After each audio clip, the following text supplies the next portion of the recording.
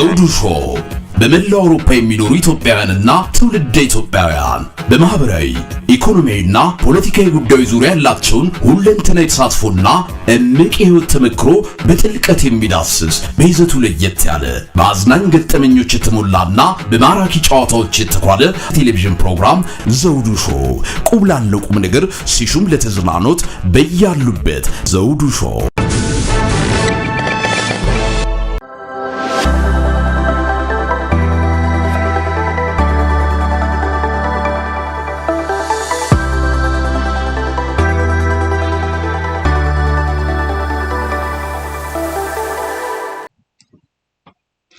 ሰላም ጤና ይስጥልን ክቡራን ተመልካቾቻችንና አድማጮቻችን ዘውዱ መንግስቴ ነኝ ከዚህ ከአገር እንግሊዝ። የዝግጅት ክፍላችን ከእናንተ ክቡራን ተመልካች አድማጮቻችን ጋር የምናደርገውን ዝግጅት አሁን ጀምረናል። ዛሬም አንድ እንግዳ ይዤላችሁ መጥቻለሁ። ከእንግዳችን ጋር የምናወራቸው ጉዳዮች በተለይም በኢትዮጵያ የሚደረገውን ወቅታዊ ጉዳዮች በተመለከተ በአፋርና በአማራ ፋኖ በኩል የተደረገውን የጋራ ስምምነትና የኢትዮጵያ ጠንቅና ጠላት የሆነውን የብልጽግናን ስርዓተ መንግስት ለማስወገድ የመሰረቱትን የጋራ አብሮ የመስራት ጉዳይ እንደዚሁም በአፋር በኩል ስላሉ ወቅታዊ ጉዳዮች ከወንድማችን አብደላ ጋር ዛሬ ውይይት እናደርጋለን። እናንተም ከዝግጅቶቻችን ጋር አብራችሁ ቆዩ ነው የምንለው። በተጓዳኝም ታዲያ ይህ ዝግጅት ለሌሎች ተመልካች አድማጮቻችን ይደርስ ዘንድ በተቻለ መጠን ሼርና ላይክ እንድታደርጉት ከወዲሁ በማክበር እንጋብዛለን። አዳዲስ ተመልካች አድማጮቻችንም ሰብስክራይብ በማድረግ ወዳጅ ቤተሰቦቻችን እንድትሆኑ በአክብሮት እንጠይቃለን። በተቻለ መጠን ኢትዮጵያ ውስጥ ያሉትን ወቅታዊ ጉዳዮች በተለያዩ ክልሎችም የሚደረጉትን እንቅስቃሴዎች ከትግሉ ስፍራ ጭምር ሳይቀር እያቀረብን የምንገኘው በሀገራችን ያለውን የሰብአዊ መብት ጥሰት ተወግዶ ኢትዮጵያ ሁሉም ብሔር ብሔረሰብ በጋራና በፍቅር በአንድነት የሚኖርባት ሀገርን ለመመስረት ነው። ዛሬ አፋር ላይ እየተፈጸመ ያለው ግፍና በደል እጅግ ዘግናኝ ነው። ከዚህ ጉድ ለመውጣት ይቻል ዘንድ ምን መደረግ አለበት? እንግዲህ ከአካባቢው ተወላጆች ጋር የምናደርጋቸው ውይይቶች ብዙ ጊዜ ጠቃሜታው ከፍ ያለ ነው። ከዚሁ ከአፋርም የሚገኙትን የጦር አዛዦች ጭምር እያቀረብን እያነጋገርንበት ጊዜ እንዳለ ይታወሳል። አሁንም ምንድን ነው በአፋርና በተለይም በፋኖች በኩል በጋራ ጥምረት መመስረት የሚያስከትለው ጥቅምና በተለይም ለትግሉ መፋጠን የሚያደርገው አስተዋጽኦ ምን ይመስላል? ይህንን እንወያያለን። ከአብደላ ጋር አብራችሁን ቆዩ ተመልካች አድማጮቻችን። ወንድማችን አብደላ ከልብ አመሰግናለሁ። ከዘውዱ ሾው ሚዲያ በተለይ በአፋር አካባቢ ስላለው ወቅታዊ ጉዳዮች ለማብራራት በመምጣት እጅግ ከልብ አመሰግናለሁ። ሰላም ጤና ይስጥልኝ። እንዴት አደርክ? ሰላም ጤና ይስጥልኝ። እኔም ከልብ ነው የማመሰግነው። ለዚህ ለጭቆኑ ለአፋር ህዝብና ታጋዮች ድምጽ በመሆናችሁ በጣም እናመሰግነው እወዳለሁ። አንተና እንዳንተው ደግሞ እንደዚህ ሚዲያ ላላቸው ሁሉ ጥሪያችንን የምናቀርበው ላለው አሁን ፈጣን ትግል እጅህን ተባብለን እጃችን ተያይዘን ለፋኖም ለኦሮሞም ለትግራይም ወንድሞቻችን እጃችንን በመስጠት አንድነታችንን በማጠናከር ያለውን ትግል ወደፊት እንዲሄድ ሁላችንም የእጃችን ማበርከት ይገባናል። በጣም ነው ማመሰግነኔ። በጣም አመሰግናለሁ በድጋሚ። እንግዲህ አብደላ ዛሬ ዋናው የጋበዝኩ ምክንያት በተለይም የአፋር እና የፋኖ ታጣቂ ኃይሎች በጋራና በአንድነት ይህን ስርዓተ መንግስት ለማስወገድ የተስማሙበት እና ይህንንም በተመለከተ በተለይም የአፋርን ጦር በመምራት ላይ የሚገኙት ሀጂ ኢብራሂም ከፍተኛ አስተዋጽኦ እያበረከቱ ነው የሚገኙትና ከዚህ አኳያ ይህንን የጋራ የመስራትና በጋራ ሆነው ትግሉን የማፋጠንን ጉዳይ የተሰጡትን መግለጫዎች እንዴት አየኸው?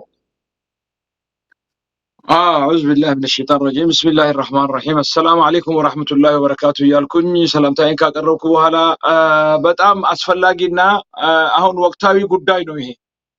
ለምን ጉዳዩ የኦሮሞና የአማራ ወይ ደግሞ የአፋርና የአማራን ህዝብ አሁን አይደለም የተሳሰሩት፣ ከድሮ ከጥንት ተሳስረው ጎረቤት አብረው ተዋልደው ተካብደው አብረው የሚኖሩ ህዝብ ነው።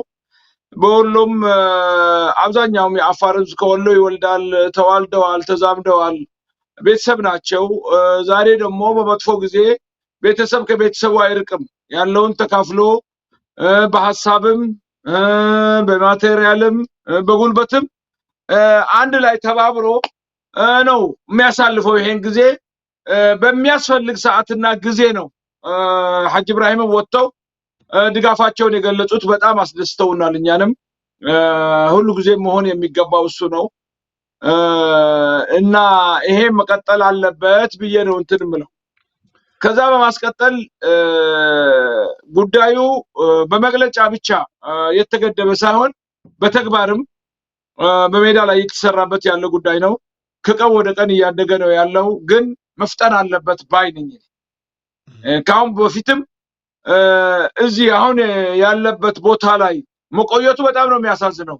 ለምን ትኩረት አለመሰጠቱ ነው እንጂ አሁን ከፍተኛ ስራ የሚሰራበት ሰዓት ላይ ያው መጥፎም ባይሆንም በዚህ ደረጃ ላይ መቆየት አልነበረበትም ባይ ነኝ እኔ እንደታጋይ። ለምን አውቀዋለሁ ጉዳዩን፣ አገሩንም አውቀዋለሁ፣ ህዝቡንም አውቀዋለሁ። አሁንም ያሉት የሁለት በኩል ያሉት ታጋዮች በአስቸኳይ ሁለትዮሽ የሆነ ስራ እየሰሩ ነው ያሉት። በፍጥነት ግን ማደግ አለበት። ከሁለቱም በኩል ተደጋጋፊ የሆነ ኃይል መኖር አለበት። አንዱ አንዱን እየረዳ አንዱን እየረዳ ወይታ አካባቢ ነው ወገቡን መመታት ያለበት፣ ወይታ አካባቢ ነው ማንጅራቱን መመታት ያለበት። በአስቸኳይ አብረው ወታደራዊ እቅድ አውጥተው እርምጃ መወሰድ አለበት። ለምን ጉሮሮው ላይ ያለ ነው እኛ ነን ነው የምንለው እኛ ሁሉ ጊዜ። ለምን ወደ ባህር የምንቀርበው እኛ ስለሆነ በደርዳዋን በኩል በዚህም በጋላፊም በኩል የሚገባውን ትንፋሹን ለማሳጠር ከፍተኛ ስራ መስራት አለብን ባይ ነኝ። በጣም ቆንጆ ነው። ይህንን የዳር ላይ ወይም ከሌሎች አጎራባች ሀገሮች ጋር ቁልፍ ቦታ በመሆኑ አፋር ብዙ ስራ ሰርቷል። ባለፉም ሳምንታቶች መንገዱን በመዝጋት መንግስትን ያስጨነቁበት ሁኔታ እንደነበረ አስታውሳለሁ እና በህዝቡ በኩል ሰፊ ስራ እየተሰራ ነው። ህዝቡም በተለይም ከዚህ ከነ ሀጂ ኢብራሂም ከሚመራው ጦር ጋም የማበር በጋራ የመስራት ነገሮች ይስተዋላሉ። በአንድ ወቅት መንገዱን ዘግተውት ነበር። እስቲ ስለዛ ጉዳይ ትንሽ ብታካፍለን። ምንድን ነው የተደረገው? እንዴትስ መንገዱ እንደገና ሊከፈት ቻለ? ስርዓቱ ለራሱ ነው እየሰራ ያለው፣ ለራሱ ማንም ሳይሰራበት ለራሱ ህዝቡን እየጨቆነ ነው። ህዝቡን ስርዓት አልባ አድርጎታል። ለራሱ የሚያዛቸው ለሱ ሆድ ብቻ የሚሰሩትን አምጥቶ ህዝቡ ውሃ የለውም፣ የሚበላ የሚጠጣ የለውም። ፌስቡክ ላይ የምታየው ፌክ ይሄ በዩቲዩብ እና ምናምን የሚልኩት እርሻ የለ፣ የሚቀመስ የለ፣ የሚጠጣ የለ፣ የሚሰራ የለም። ስለዚህ አሁን ይባስ ተብሎ ውሃ ጥም የነሱ የካቢኔዎች ቤተሰቦች ብቻ መንገድ ዳር ለነሱ ቤት እየመጣ ውሃውን እየሸጡት ጋሪ አድርገው ከተማ ላይ በሺዎች ህዝቡ የማይችለው የህዝቡ ደሞዝ ጭማሪም የለም። 8 ወር የደሞዝ አልተቀበለም። ረሃብ ላይ ነው ያለው እና መጨረሻ ሐጂ ኢብራሂም የወጣውን ትግል ብሎ አይደለም ከርቶ ነው የሄደው። ውሸት ነው፣ ጥሩ ነው ያለ ነው እያለ ካቢኔው ገንዘብ እየረጨ የሱ አክቲቪስቶች ሲደለቅ ያዙ ይልቀቁኝ ያለ 2 ዓመት ሲሰራ ቆይቶ አሁን ህዝቡ ወጣና በቀደምለታ ድንጋይ እንትን ብሎ ያው በራብና በውሃ ጥም አረን ከምንሞት በጥይት አንድ ጊዜ ያው ሞት ለማይቀርልን ከሆነ በጥይት ጨርሶናላችሁ እንጂ በእኛ መንገድ ምንም ነገር አያልፍም ብሎ ዘግቶ ነበረ። ያው ወታደር መከላከያን አምጥቶ የትኛውን መንገድ ነበር? የአዋሽ አዲስ አበባ መንገድ حركا قواني عدايتو عندفعو ميلي لراسو ولا سمرا لوجيا وها يلم አለኮ ውሃው በቂ ውሃ ግድብ አለ። ግን የነሱ ቤተሰቦች እንዲሸጡ አንዱ 3000 አህያ ካለው 3000 አህያ እንግዲህ ገምቶ በስንት ሺዎች ገቢ እንዲያገኙ ተብሎ ህግ የለም፣ ዘግተውታል። ያም ውሃ ንጽህናውን የጠበቀ አይደለም፣ ህክምናም የለም፣ ህዝቡን ድምጽ የሚሰማ የለም እና ህዝቡ መረረው። የለው ምንም ነገር የለውም። እነሱ ሃይላንድ ነው የሚጠጡት። ተረዳኸኝ? ሃዮቹ ሃይላንድ ነው የሚጠጡት። ምግብ ቤት ይሄዱ ነው የሚበሉት። ያው በስራ ሰዓት የሚገባ የለም። የሚመጣውን ባጀት ዘርፈው ወደ ወረዳ ድረስ ይደርስና ለሱ ትንሽ ፈሰስ አላለም ፐርሰንት ተለቆለት የቀለው ወደ ነፍሱ አባቱ ይልካል። ያው ያ ደግሞ መስሪያ ቤት ትንሽ ወሰድ አድርጎ ወደ ወል 40 አካውንት ነው የሚገባ። ውጭ ሀገር ታይላንድ ቤት አላቸው፣ ቱርክ ቤት አላቸው፣ ካናዳም ቤት አላቸው፣ ህንድም ትካሎች አላቸው፣ እዚህ ቤልጂካም አላቸው፣ አሜሪካም አላቸው እና ህዝቡ ተርቧል። በቃ ድምጹን የሚሰማ የለም። አዲስ አበባ ስንት ጊዜ ሄደዋል። ወደ በሻሻው ልጅ ጋር ሂደው ያጨቀላው ልጅ ደግሞ እንዴት ነው አወል እነዚህማ ያው እንደምታውቀው ነው ያው እንትን እያልን ነውና ያው ይዘጋ ተብሎ እስከ ፌደራል ድረስ ነው ያው ሙስናው የሚሄደው። ተዘግተው ሽማግሌዎቹ በቃ ኩስትር ብለው ነው የሚመለሱት። ህዝቡ አዋጥቶ ልኳቸው ግመል ሽጦ ፍየል ሽጦ ድምጻችን የሚሰማ ብለው ካሁን በኋላ ያፈሙዝ ድምጽ እንጂ የሰው ድምጽ እንደማይሰማ የሚሰማቸው መንግስት እንደሌለ ማፊያ ተደራጅቶ አገሪቱን እየበዘበዘ የተናገረውና ለእድገት የሚጠይቀውን እየገደለ አገሪቱን ለአረብና ለውጭ ካምፓኒዎች እየሸጠ በቪዲዮና በቴሌቪዥን አስመስሎ ግድቡ የናንተ ነው ሌላው የናንተ ነው ሁሉ የውጭ ርስት አድርጎ ህዝቡን አገር አልባ ሊያደርጋቸው መሆኑን ተረድቶታል እንደሌላው ኢትዮጵያዊ። ስለዚህ በነቂስ ነው ወጥቶ እየታገለ ያለው። ብቻ አሁን ምንድነው የሚፈልገው? የሚዲያ ሽፋን ይፈልጋል። ካሉት አካባቢ ካሉት ታጋዮች ጋራ ትስስር እና ስርዓቱም አማራና አፋርን ለማጋጨት ከፍተኛ ስራ እየሰራ ነው። ኦሮሞና አፋርን ለማጋጨት ከፍተኛ ስራ፣ ትግራይና አፋርን ለማጋጨት ለምን እነሱ ስለሆነ ጉረሮው ላይ ያሉት እነሱ ከነዛ ጋር እንትን ካልኳቸው በዚህ ወታደሩም ይደግፋሉ፣ ሚስጥርም ይሰጡኛል፣ ሌላም ቢመጣ አያስገቡም በሚል ይሄን ህዝብ ካሉ ወንድሞቹ ጋር ለማጣላት ከፍተኛ ስራ እየሰራ ነው። በዛ ደግሞ የተካነ ነው አወል አርባ ሰውን በማጋጨት ጎሳ ከጎሳ በማጋጨት በመዝረፍ የሌለ ፖለቲካ መሬት ላይ እንዳለ ማስመሰል በውሸት የተካነ ነው። ሙርከኛም ነው ደግሞ ተረዳኸኝ። ድሮ እጁን የሰጠ ነው ሰራዊቱን አስከድቶ እጁን የሰጠ ሙርከኛ ነው አወል አርባ። ስለዚህ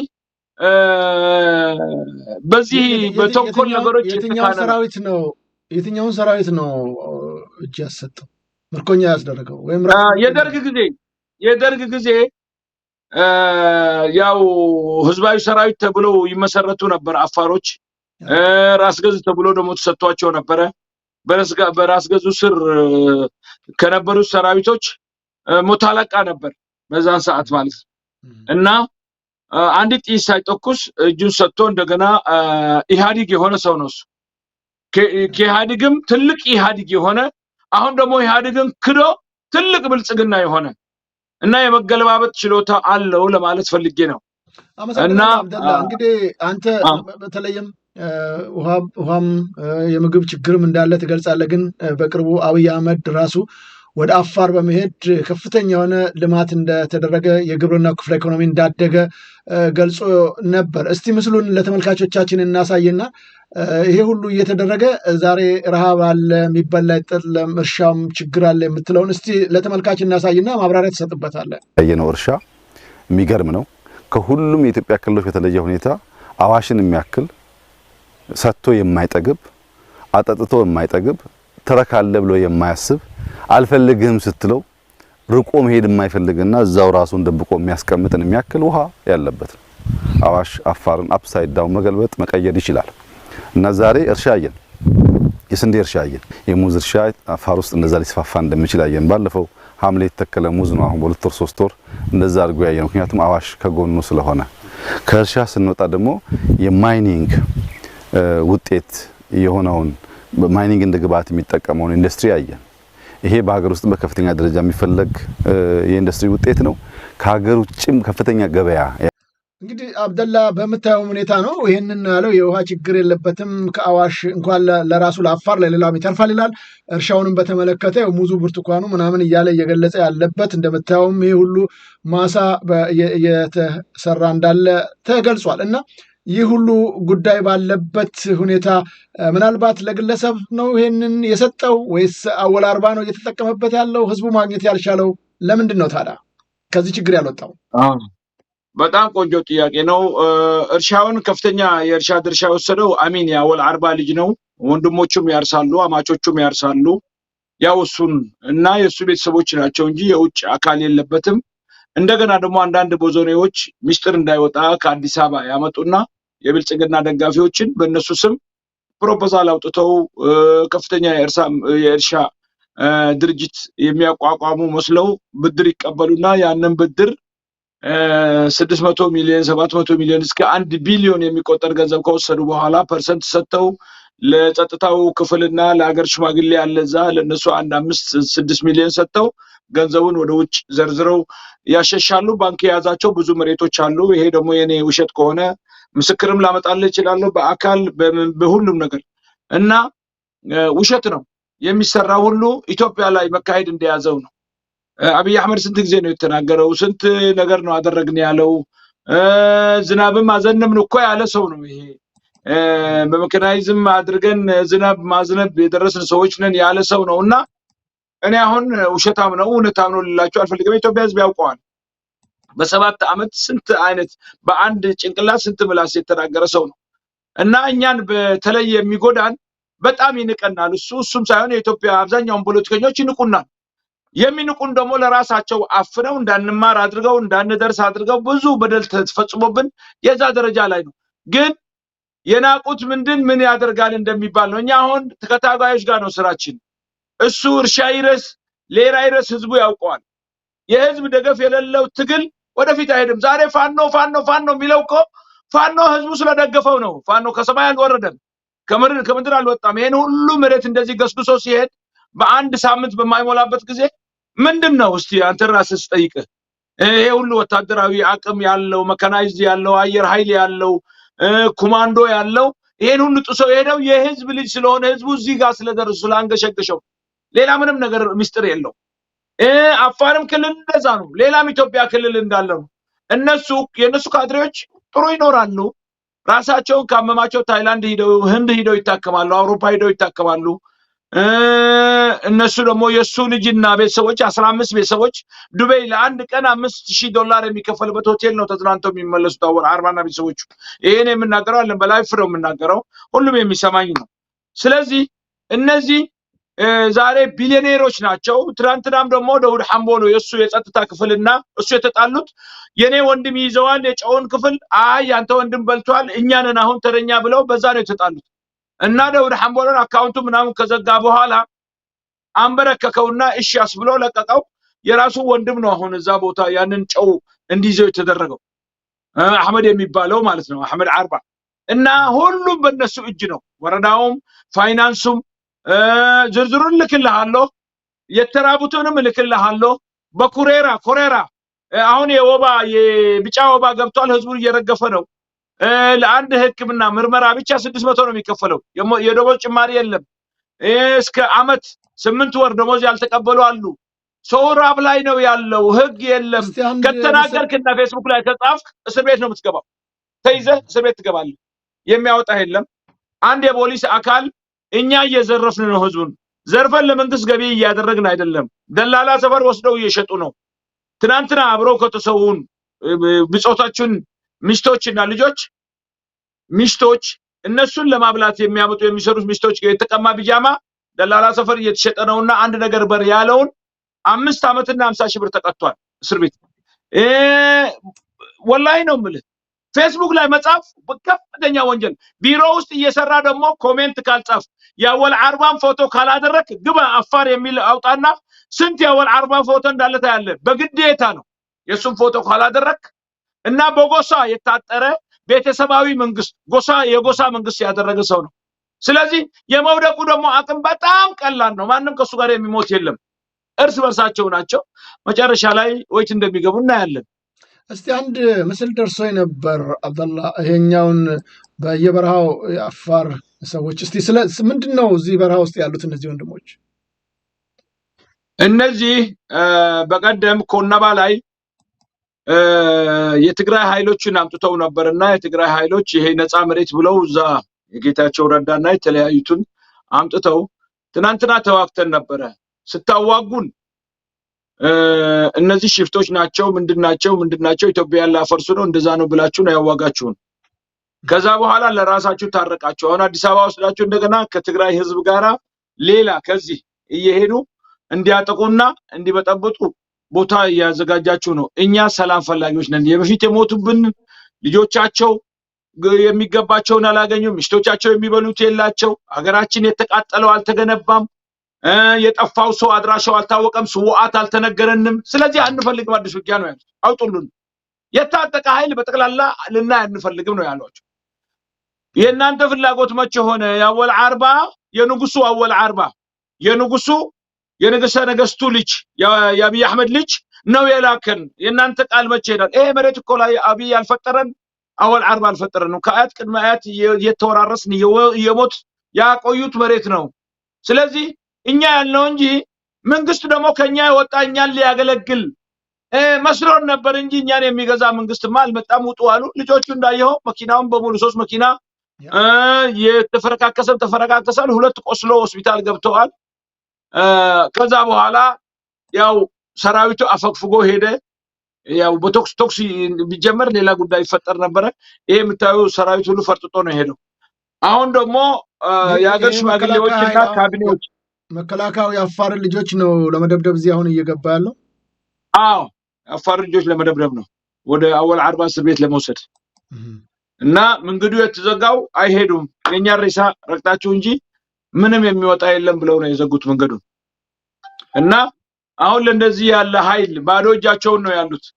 መሳሪያ ማስታጠቅ የተለያዩ ነገሮችን ቢረዷቸው ከዚህ አካባቢ ጠርገው ያወጡት ነበር። ብዙ ጊዜ አይወስድባቸውም። ያው ስለሚያውቁት የሀገር ተወላጆችም ስለሆኑ መግቢያና መውጫውን በደንብ አድርገው ያውቁታል። እና ይሄው መኪናውን በጉልበት ነው እኮ የገለበጡት። እንደዚህ ግማሹን በገደል ነው የሰደዱት። እና አሁን መንገድ ዘግተው እየጠበቁ ነው። የምትወስዱት ካላችሁ እኛ ረግጣችሁ ታሳልፋላችሁ ብለው መንገዱን ዘግተው ድንጋይ አድርገው እየጠበቋቸው ነው። ያው አንዱ ጌታቸው ረዳ ወይም ደግሞ ያው አብይ ያዘዛቸው ከትግራይ ወገኖቻችን ጋር እንደገና ለመዋጋት በትግራይ ተጨማሪ ጦርነት ለመፍጠር ያደረገው ጥረት ነው። ግን ህዝቡ ከዚህ በኋላ ነፃ መሬት የሚባል የለም እኛ ጋር መቀመጥም አትችሉም ብሎ ማስወገዱን በተመለከተ በተለይም በትግራይ ክልል የሚገኙት ወገኖቻችን ምን ምላሽ ሰጡ? ለአፋር እንደዚህ ህይወታቸውን ከፍለው እንደዚህ ለወሰዷቸው እርምጃዎች በዛ በኩል ምንድነው የመጣ ምላሽ ይኖር ይሆን? አው የትግራይ ጊዜያዊ አስተዳደር ወረደ ይሄን ነገር አስመልክቶ ተናግሯል። የወሰደውትን እርምጃ አድንቋል።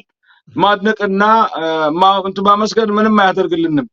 እኛ ዛሬ በአሁኑ ሰዓት የምንፈልገው አስታጥቁን ነው የምንለው። እና ሁለት ነገር አለ እዚህ ዘውዱ ወንድሜ ግልጽ ይነጋገሩም ፖለቲካ አላቅም እኔ አፋር ሁሉ ጊዜ ደካማ ነው፣ ሀገሩ ሀብታም ነው፣ ብዙ ሀገር አለው፣ ጄኖሳይድ እየተደረገበት የመጣ ህዝብ ነው። ይሄን ለመውረስ ሁሉም የራሱን ፖለቲካ ድብቅ አጀንዳ አድርጎ የሚራመድ ከሆነ አያዋጣም ነው የምንላቸው። አያዋጣም። ግልጽ ሆነን ተስማምተን የምንረዳዳ ከሆነ አሁን አካሄዱን ስናየው ማንም አይረዳንም። ለምንድን ነው የማይረዱን? ቶሎ አብይን ከገለበጡ በኋላ እኛን እንደገና ዳግም ለማስገበርና ብዙ ቦታሽ አለ፣ ብዙ ሀብት አለ፣ 600 ዓመት የሚጋዝ ቦታሽ አለ፣ ወርቅ አለ፣ ነዳጅም አለ፣ ብዙ ነገር ነው አለ የሚባለው። እና ይሄን ህዝብ ዳግመኛ እንገዛዋለን የሚባል አስተሳሰብ አለ ወይ ነው እኔ የምለው። ይሄ ከሌለ እገዙን አብረን እንደግ ነው። እኛ ሰላም ነው የምንፈልገው። ጎረቤታችን እሳት ከነደደ እኛም ጋር ይነዳል፣ እኛም ጋር ከነደደ እነሱ ጋር ይነዳል።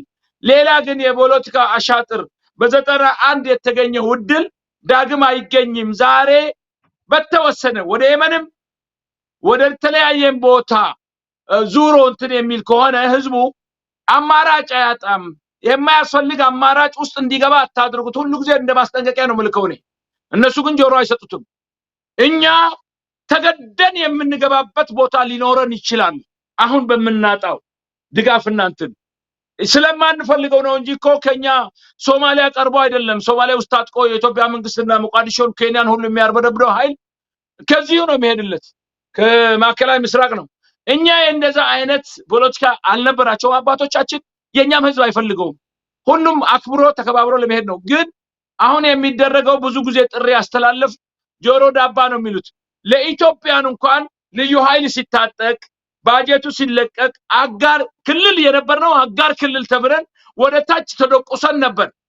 ምክንያቱ ለምን እንደተነበረ አይታወቅም። በኋላ ግን ፈረሰ እንጂ አሁንም አካሄዱን ስናየው እንደዛ አይነት አስተሳሰብ ካላችሁ ባታስቡት ይሻላል። አይሳካም ነው የምንላችሁ። እኛም ደግሞ ምን አስተሳሰብ እንዳለም ማውቀን ወደ ሌላ ቦታ እስካሁን ድረስ ባይሳካልንም ብዙ በሮች እያንኳኳን ነው። ስለዚህ የምትቀርቡን ወንድሞቻችን እናንተ ናችሁ። ሌላ በሮችን እንድናንኳኳና ወደ ሌላ እንድንመለከት አታድርጉን ነው የምንላቸው። ሌላ ምንም ነገር የለም። ለምን እንፈራለን? እኛ ኃይል ሳይኖረን እዛ የሚደራጀው ኃይል ነገ እኛ ያለ ኃይል ከቆየን ምንድነው የሚያደርግብን? ምን ደረጃ ላይ ነው ህዝባችንና ሀገራችን ሊወድቅ የሚችለው የሚል አስተሳሰብ አለን። ባናገኝ ሌላ ጉዳይ ነው። ግን እስከምናገኝ ድረስ ግን ኢትዮጵያ ላይ አሁን አካሄዱ እንዳለው አስጊ ሁኔታ ነው። ፊት አንተ ካልሰጠኸኝ ዘውዱ እዛ አካባቢ እያስታጠቅ በጣም ያሰጋል። ስለዚህ መልእክቱን እንደዛ ነው የምናስተላልፍላቸው። ደስ ያራቸውን ያድርጉ። ቴንክ ዩ ሀጂ ኢብራሂም የሚመሩት ጦር አሁን ጠንክሮ እየቀጠለ ያለበት ሁኔታ ነው። ባለሳሳት ይሄ እነሱ አርማ ይመስለኛል። ልክ ነኝ? አዎ የአፋር ብሔራዊ አንድነት አብዮታዊ ግንባር ይላል። ተጋድሎ እያደረጉ ነው ያሉት እንግዲህ በየጦር ግንባሩ በተለይም ከብልጽግና ኃይል ጋር እየተፋለሙ ከፋኖ ጋር ደግሞ አሁን በቅርብ እንግዲህ መግለጫ ሰጥተዋል። በጋራ እየሰሩ ያለበት ሁኔታም ተስተውሏልና ምናልባት ማህበረሰብ ውስጥ በአፋር በኩል ይህንን ታጣቂ ኃይል በመርዳት ወይም ደግሞ ሀጂ ኢብራሂም የሚመሩትን ጦር በመምራት በኩል በመቀላቀል በማገዝ በኩል ያላቸው ተሳትፎ ምን ይመስላል? ለዛ ማህበረሰብስ ምንድነው የምታስተላልፈው መልእክት? ትግሉን በጋራና በአንድነት ሆነው ይህ አወል አርባና አብይ አህመድ እየፈጸሙበትን ያለ ግፍ መቋቋም ይቻል ዘንድ ምንድነው ያንተ መልእክት? አሁን እንደምታየው ትግሉን ከጀመሩ ብዙ ወራቶችም የለውም፣ ከ3 ወር በላይ እኮ የለውም እና በክፍለ ሰራዊት ደረጃ ታጥቀዋል። አሁን እዚህ ብዬ እንኳን ቦታውን ባልጠቅሰውም በቅርብ 200 የሚሆኑ ነው የገቡት። በየቀኑ 40 ምናምን 70 100 ምናምን እየገቡ ነው። ያው ከነጥቃቸውም የሚገቡ አሉ መትረየስ ሁሉ ይዘው። እዛም በረሃ ላይ የነበሩ ከኢሳ ጋር ሲዋጉ የነበሩት አብዛኛዎቹ ገብተዋል። አብይ አህመድ አደም ፋራህና እስማኤል ዑመር ጌሌን ሙስጠፌ ደግሞ እስማኤል ዑመር ጌሌን አደም ፋራህን ለማስደሰት እዛ አፋሮችን መሬት ላይ ሌላ አምጥቶ እያሰፈረ ያለው የአፋር ህዝብ ከፍተኛ ቁጣ ላይ ነው ያለው። ብቻ እነሱ እንደደርግ ጊዜ ኬላ አድርገው ህዝቡ እንዳይወጣ እያደረጉ ነው፣ ዘግተውታል። አሁን በዚህ በባዳም በሬቱ ደግሞ አሁን በረሃ ነበር፣ ውሃ ጥም ነበርና ለዛ በተፈለገበት ቦታ ሾልከ ለመሄድ እንትን አልነበረም። አሁን ግን ቅዝቃዜ እየገባ ስለሆነ ከአሁን በኋላ የወጣቱ ቁጥር ይጨምራል ባይነኝ እኔ። ብዙዎች እናገኛቸዋለን። ቦይት እንሂድ። አብዛኛውም ወደ ትግራይ እየወሰድን ከትግራይ ወደ ፋኖም ደግሞ ተነጋግረን ነበር ወደዛ እንዲገቡ ከዛም ወደሚሄዱበት ቦታ እንዲያስተላልፏቸው እና ዘግቷል። ሰራዊቱ ሁሉ ኬላ አድርጎ 100 ኬላ ከአንዲት ከተማ 100 ኪሎ ሜትር በማይሞላ ቦታ ላይ ህዝቡን እያዋረዱ አንተን ደግሞ ለጉዳይ ከፈለጉ ስታመልጥ ነበር ብለው እስር ቤት በዛ ምክንያት እያስገቡ ከደርግ ጊዜ በከፋ ጊዜ እንትን እያደረጉ ነው እንጂ ህዝቡ በጣም ከፍተኛ ተቀባይነትም አለው። ህዝቡ መሮታል። በቃ ለምን አየኸኝ ተብለህ ነው እኮ የምትታሰሩ። በቀደም ለታ ኮነባ ላይ እኔ ላስር ይችላል አለው ኮማንደሩ። ለምን ታስረኛለህ? ምን አድርጌ ነው አለው ልጁ። ወስዶ ማረሚያ ቤት አይሰይት አስገባው። እስካሁን ድረስ ገብቷል። የሚጠይቅ የለምና ከፍተኛ ስቃይ ላይ ነው ህዝቡ ያለው። ያው እየተቀጠቀጠ ነው። ጨውም አይሸጥም። ይሄ የሚያሳዩ እርሻ የፌክ ነው እንዳልኩ መጠየቅም ትችላለህ። ደውለ የሚዲያ ሰው ነህ፣ ግልጹን ለራሳቸው ልትደውልላቸው ትችላለህ። እንደዚህ ብሎ ተናግሯልና ይሄ ምን መልስ ትሰጣላችሁ በላቸው። ከዛ በኋላ እኛ እንመልስላቸዋለን። ምንም ችግር የለንም፣ እኛ አንፈራም። ስለዚህ እነሱ ውሸት ነው፣ ይሄ ሁሉ ፌክ ነው። ትራክተር ሐደል ዒላ ነው እንትን በዚህ ዞን 3 ላይ 3 ትራክተር ነበረች። 2ቱን ቆርጠው ከነማረሻው ሽጠው አንዷ ትራክተር አለች። ፎቶውን ላክልኝ ብትልክልሃለሁ፣ ድምጻቸውንም ላክልኝ ብትልክልሃለሁ። ከዛ የሚናገሩት እና መኪና ቶዮታ ሳይቀር የሚሸጥበት። አሁን የኛ በቀደም አምቡላንስ ይዘው ገብተው ነበረ። አምቡላንሱ የህዝብ አገልጋይ ስለሆነች ቀጥታ ነው የመለስንላቸው። ወታደሮቹ እዛው ቀሩ ታጋዮቹ። አምቡላንሷን ግን እንዳለች ነው ያስረከብነው በባዳ ለዛው ለክልሉ መንግስት። የህዝብ አገልጋይ ስለሆነች ህፃናቶች አሉ፣ የሚወልዱ ሴቶች አሉ። በቃ በፕሮፓጋንዳ ለመጠቀም ፈልገው ነበር እነሱ። እኛ ግን ለህዝቡ ነው እንጂ የምንታገለው የህዝቡ ወስደን ህዝቡ ላይ እንደገና ችግር የሚፈጥር ነገር ለማድረግ ስላልሆነ የሄደውን አምቡላንስ ሹፌር ላኩ ተብሎ ቀጥታ አስረከብናቸው። እስከዚህ ደረጃ ነው እንግዲህ የሐጅ ኢብራሂም ትግል ማለት ነው። እዛ ላይ ያስፈልጋል። በሽተኞችም አሉ፣ ትራንስፖርት ብዙም የለን ምንም የለን። ግን ቢሆንም ለምትታገልለት እናትና ህፃን እነሱ ይቀድማሉ ተብሎ ተመለሰላቸው። እነሱ ግን ኮንትሮባንድ ጭነው አምቡላንሱ ሳምንት ባልሞላ ጊዜ እጅ ከፍንጅ ተያዘ። ታብሌት ሐሺሽ ታብሌቶች ወደ አሜሪካን ነው ወደ ምናምን ነው የሚሄደው እየተባለ እዛ ላይ ጽፎ ነበረ። ሳይቀሩ ነው ሙሉ መኪና የተያዘውና ስራቸው ሌላ ጉዳይ ነው። በጅቡቲ አድርገው ወደ የመን፣ ወደ አረብ ሀገር፣ ወደ ሳዑዲ አረቢያ፣ ወደ ዱባይ፣ ወደ ባህሬን ከዛ ነው የሚያስተላልፉት። ጽፋርስ በኬንያ መጥቶ ስራቸው በጣም ሌላ ጉዳይ ነው የምልህ። እና እነዚህ በጣም ወንጀለኞች ናቸው። ለሀገርና ለህዝብ የሚያሰጉ መሳሪያም ደግሞ ከዛ አምጥተው ሀገር ውስጥ የሚያሰራጩና የሚሸጡት እነሱ ናቸው። እና አርባነት ወርቅ ከአፋር ክልል 8 ኩንታል ወስደው በየሳምንቱ 8 ኩንታል ነው የሚወስዱት። በጅቡቲ አድርገው ወደ ዑማን ነው የሚወስዱት በአየር እዛ ነው የሚሸጡት። እነሱ ናቸው በኮንትሮባንድ የሚነግዱት።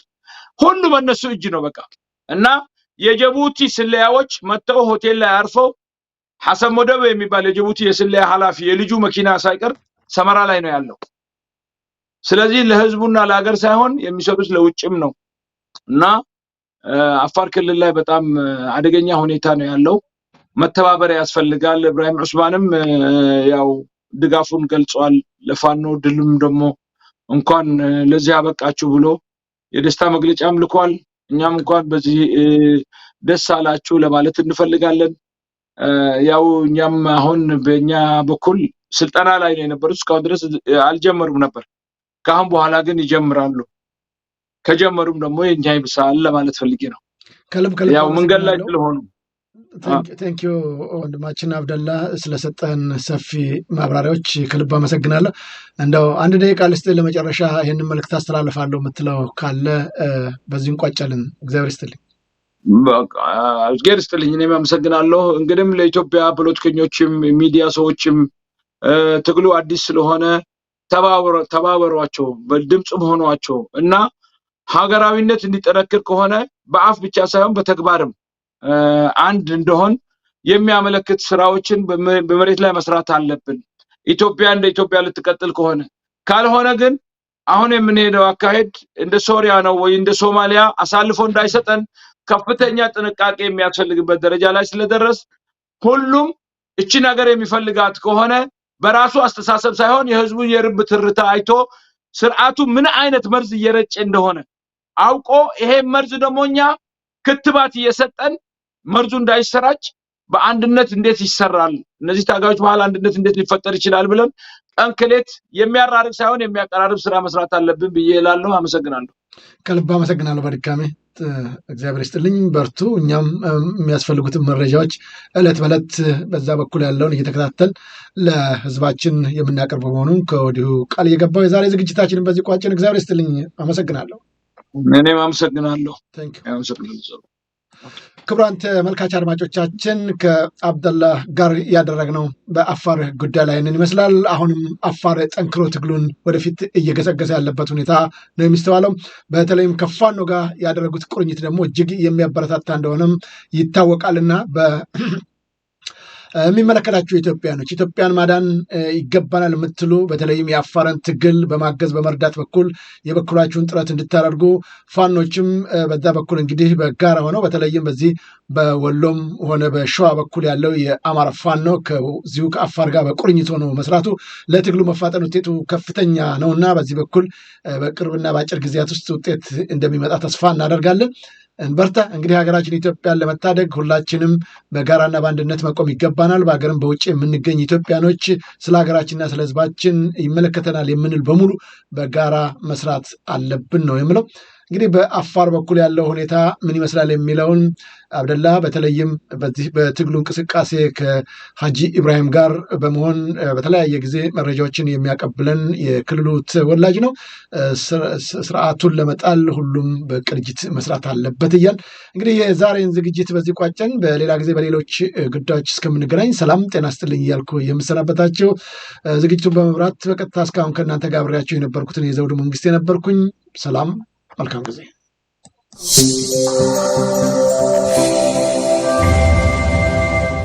ዘውዱ ሾው በመላው አውሮፓ የሚኖሩ ኢትዮጵያውያንና ትውልደ ኢትዮጵያውያን በማህበራዊ ኢኮኖሚያዊና ፖለቲካዊ ጉዳዮች ዙሪያ ያላቸውን ሁለንተናዊ ተሳትፎና እምቅ የህይወት ተመክሮ በጥልቀት የሚዳስስ በይዘቱ ለየት ያለ በአዝናኝ ገጠመኞች የተሞላና በማራኪ ጨዋታዎች የተኳለ ቴሌቪዥን ፕሮግራም ዘውዱ ሾው።